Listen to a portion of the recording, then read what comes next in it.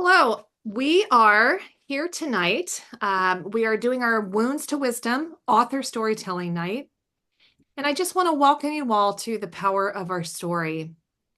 On Wednesday nights at 6 p.m. Pacific Standard Time, we will have a weekly storytelling evening where each one of our 29 authors of our book, Wounds to Wisdom Healing Through Veteran and First Responder Narratives, will read their story from the book.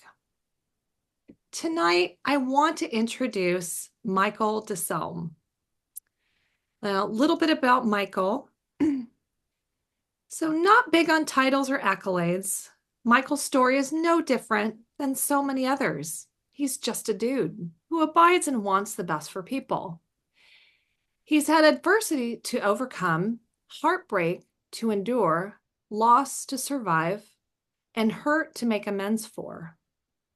He found success after failure and battled the inner voices of imposter syndrome while serving with some of this nation's most dedicated and decorated professionals.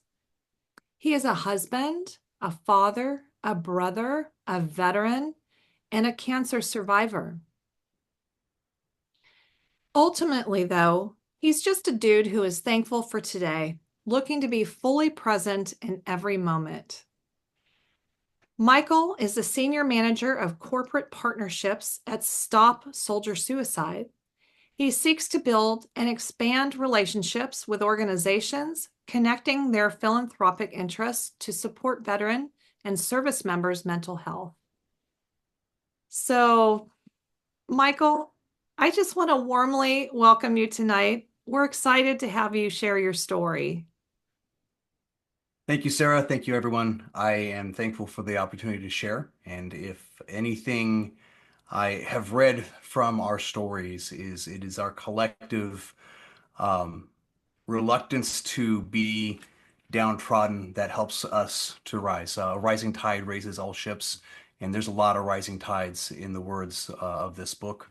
And I am honored that I get to be a part of that story.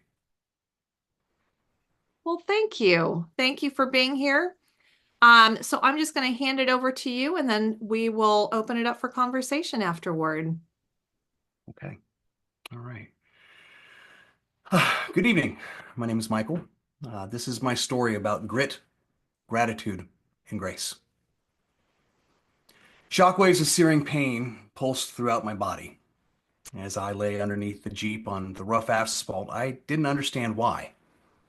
Why this pain? Why so intense? Why now? Fists tensed, tears welling up, I braced for the next wave of coming pain as I got to my feet. Gingerly making my way into the house, another wave of pain coursed through my body, bringing me to my knees.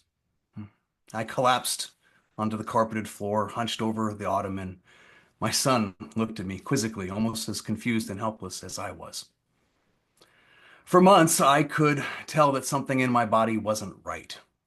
Running became painful, workouts hurt, recovery took forever. I was confident that I'd pulled a muscle in my back, or worse, herniated a disc. I got new shoes, started doing yoga, focused on my core, and with minimal relief. Nevertheless, I'd walk the dog every day and try to keep the routines that kept my mental health in check. What started out as a dull ache in my hips and lower back progressed to a severe limp and near intractable pain. Leery of doctors with sharp objects, I sought answers through chiropractic functional medicine that included 3 weekly adjustments, handfuls of supplements, focused stretching, even massage therapy. You'd think after 3 months a reprieve would come, but it didn't. The pain just kept getting worse. Reluctantly, I went to the doctor. Like me, the doctor agreed that my symptoms were reasonably consistent with the herniated disc and ordered an MRI to confirm.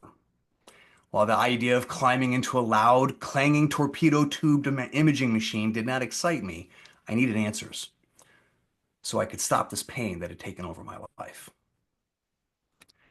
I spent 14 plus years in the Navy as a hospital corpsman, serving in a multitude of roles.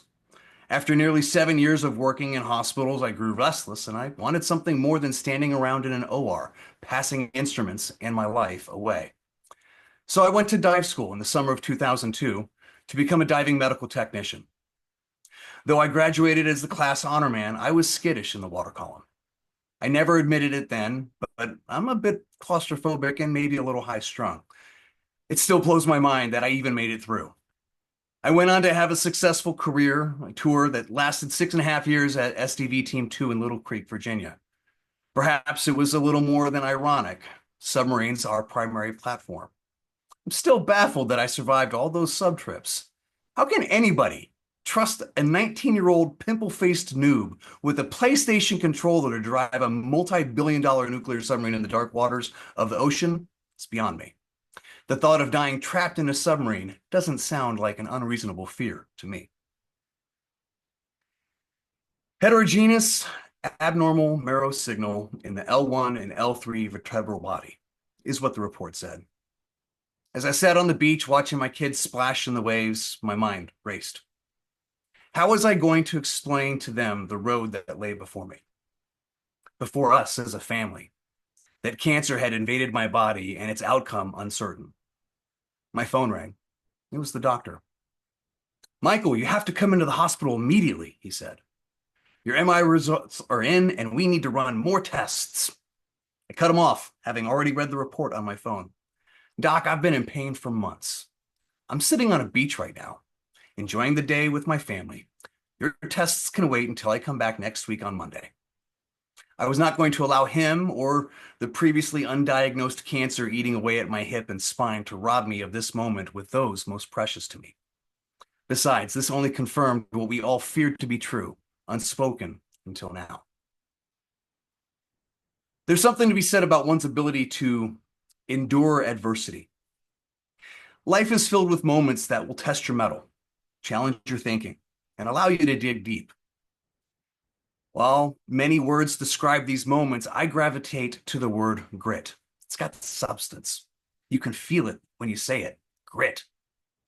One of my favorite shirts from dive school had the phrase "illegitimi non carborundum" on it, inscribed across the back. Loosely translated, it means "don't let the bastards grind you down." It's a fitting ode to grit. It had taken grit to get this far, and it would take more to navigate the road ahead. "Yep, it's what we expected," the oncologist said. I'd just recently completed a biopsy and then a PET scan to diagnose and evaluate what kind of beast we were fighting. Non-Hodgkin's lymphoma. Now, it's stage 4 due to the bone marrow involvement, but our treatment plan is curative. The PET scan showed that I had cancer in my lumbar spine, in the right iliac crest of my pelvis, my right hip, all the lymph nodes in between. I even had some in my ribs, but thankfully no central organ involvement. As I hung up the phone, my teenage son looked at me and asked, "When you lose all your hair, can I put a plunger on your head?" Laughing, I scowled at him and told him to bugger off. Looking back, I'm thankful for my family's use of sarcasm to bring levity to uncomfortable situations. For the next 5 months, I lived my life 21 days at a time. Never looking too far ahead, my singular focus was to survive the current round of chemo and get to the next round 21 days later. Nothing quite prepares you for the marathon that is chemotherapy. They tell you what will happen, but it never seems real until the moment it becomes so. As expected, and much to my son's chagrin, I lost all my hair. Thankfully, it's just a bit too round to support his plunger idea. What I didn't expect was how much I would miss my eyelashes and how they protect your eyes. I endured multiple eye infections throughout treatment. I was not prepared for the weight gain. I easily gained at least 30 pounds through treatment. I remember thinking, geez, God, I thought I was signing up for the weight loss program. Worst of all, I was not prepared for the "I'm stranded alone on a desert island" feeling of isolation that cancer created. Like I was utterly and totally alone. The COVID pandemic had forced a level of isolation on all of us already. Cancer doubled down on that. I'm incredibly thankful to have a strong local support network beyond my amazing wife and kids. I owe a debt of gratitude to 3 dear friends who met with me on Zoom most every morning, a practice we'd begun due to COVID. Aside from the near daily check-ins, what I valued most about these men was that they never treated me like a cancer patient. I was their brother in arms, someone of value, with perspective to give and a heart to serve. They reminded me to be fully present in every moment, be it in pain or joy, as every moment is something to be grateful for. My life is richer because of their investment in me. I still meet with these guys today, seeking to impart wisdom and perspective, praying that I might support them when their time of grit comes to bear. In retrospect, I've become more aware of the impact, importance, and value of grace. Call it unmerited favor or to honor and give credit to. Grace, simply put, is a gift you didn't earn. To live is grace. Every moment is precious. Every second is worth a lifetime. None of us knows what today might bring, and tomorrow is promised to no one. But today, you have a choice. Get up, get out, and grind, or wallow in the depths of your circumstances. The choice is yours, and you have to fight for it. Look inward, look outward, look upward. Find something worth fighting for and grab it with all of your conviction. Find a few good friends who will walk with you through the slog. You already know who they are. They're waiting for you to invite them into your fight. As grateful as you are for them, they are as grateful for you as you are for them. And when all is said and done, be kind to yourself.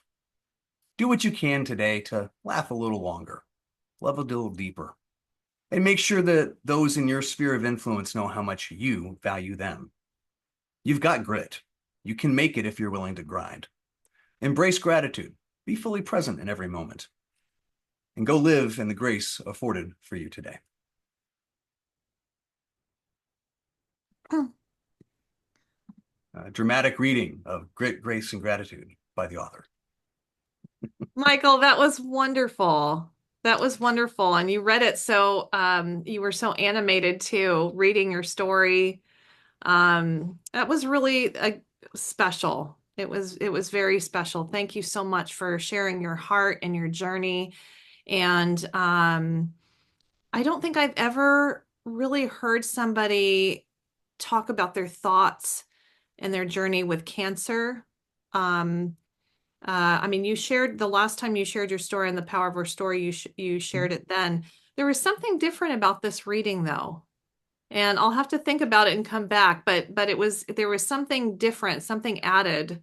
And but it just again, thank you. Thank you for your vulnerability. And there was just so many gold nuggets in there. So many gold nuggets. But I want to open it up to everybody to comment, question. I'm going to go ahead and turn off the recording just so we can have a more intimate conversation. So again, Michael, thank you so much for reading your story and sharing that with the world.